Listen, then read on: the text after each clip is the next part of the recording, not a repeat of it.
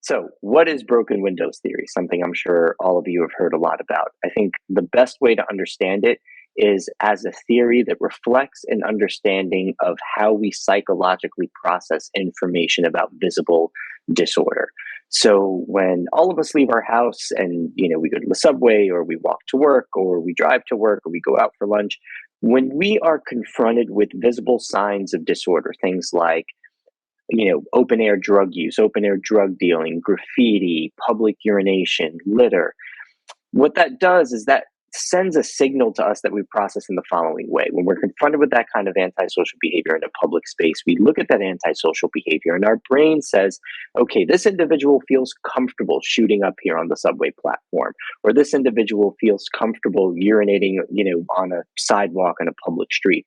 What that means is that they are confident that they're not going to be caught and that they're not going to receive any consequences for that action.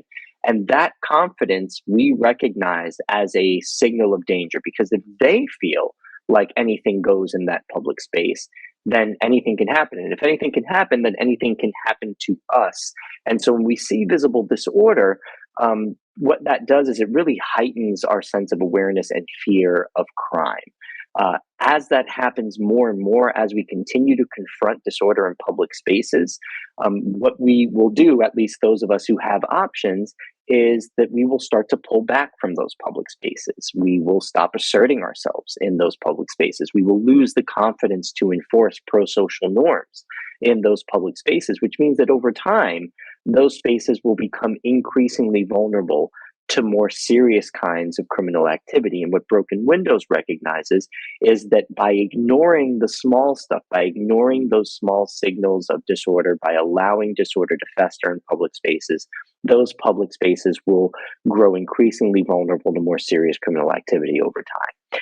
Now, that's the theory. That theory has also informed policing practice. And the way that it informs policing practice is that police, by understanding that theory, then move to address that kind of low-level disorder for the purposes of giving people a sense of security when they're in public spaces so that they don't abandon those public spaces. But it also recognizes that in enforcing those lower-level types of disorder, you can often get real crime-fighting benefits given the overlap between criminals who offend at very low level ways, but also in very high level ways. So a couple of examples of this, and I'll just talk about an example of where broken windows policing in the theory really worked when implemented, and that's the example of New York City over the course of the 1990s. So starting in early 1990, the New York City Transit Police started recognizing the link between this lower level disorder and more serious crime, and it happened on the subways. And so Commissioner Bratton, who eventually would lead the NYPD, came in as chief of the Transit Police in New York City in 1990 and started an initiative that would be aimed at addressing things like graffiti, aimed at addressing things like fare evasion. One of the things that they learned very early on was that, for example, by enforcing the rules against fare evasion, that a very, very significant percentage of those that police came into contact with as a result of those enforcement actions actually were engaged in more serious types of criminal conduct. I think the number was about 1 in 6 people arrested for fare evasion had an open arrest warrant at the time.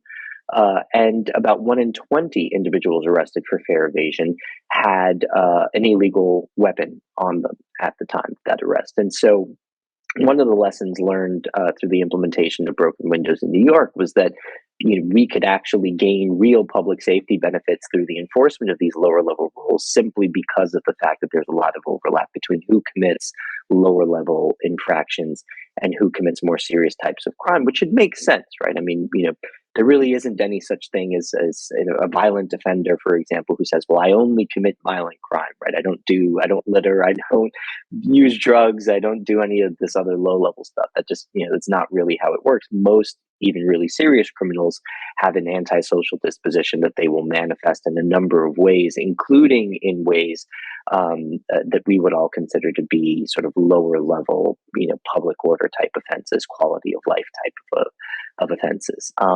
And so, by recognizing the link between lower level disorder and more serious crime, and also just the general security of public spaces, the NYPD really took it upon itself to pay closer attention to lower level disorder and quality of life offenses. And what that did was, one, it sent a signal to the public that their concerns were being taken seriously, because contrary to public belief, most members of communities actually want their local police officers to enforce rules that reflect the pro-social norms that predominate in those communities. Rules against playing loud music at night, rules against loitering on private property and trespassing on private property, rules against litter and open air drug use.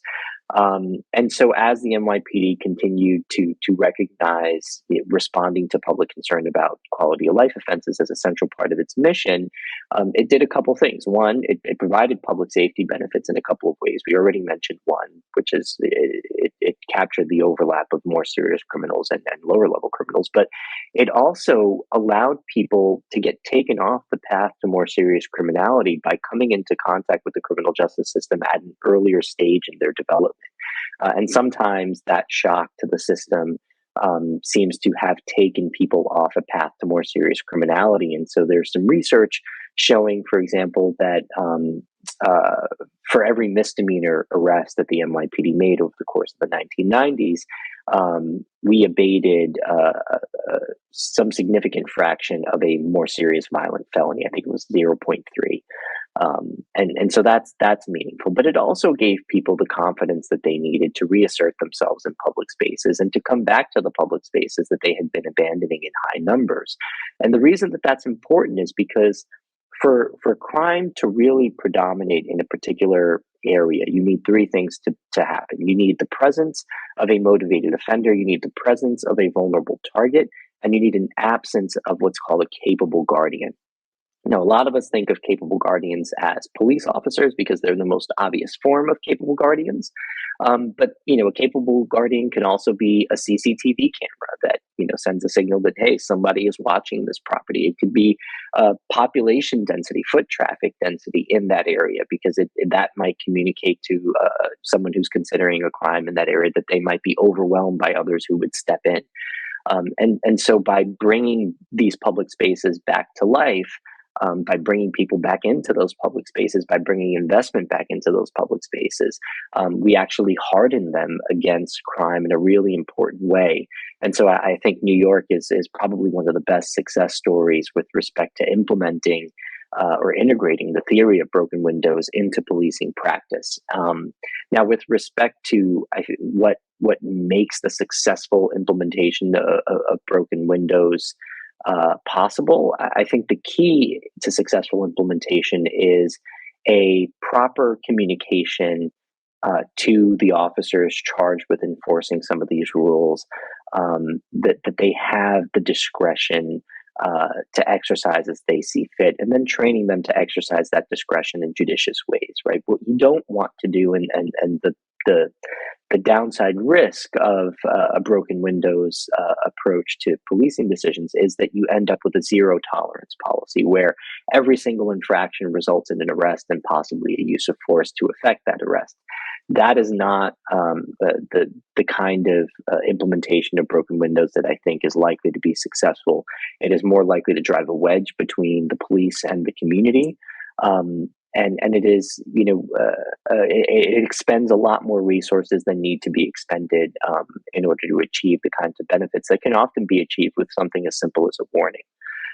Or even just having police present in an area where there have been a lot of complaints about quality of life offenses. And so those are the things that I think sort of capture New York's story of broken windows, which I do think was a success story. Broken windows is a very, very important moment in our history, the development of that theory and its implementation and integration into policing practice. But it's something that's also very often misunderstood. And as someone who got the chance to work with George Kelly, one of the co-inventors of broken windows theory over the years, I can tell you from personal experience and conversations with him that one of the things he was most frustrated about was the degree to which the theory was misunderstood, and particularly the degree to which it was associated with these kinds of zero tolerance approaches to enforcement heavy sort of implementations of broken windows.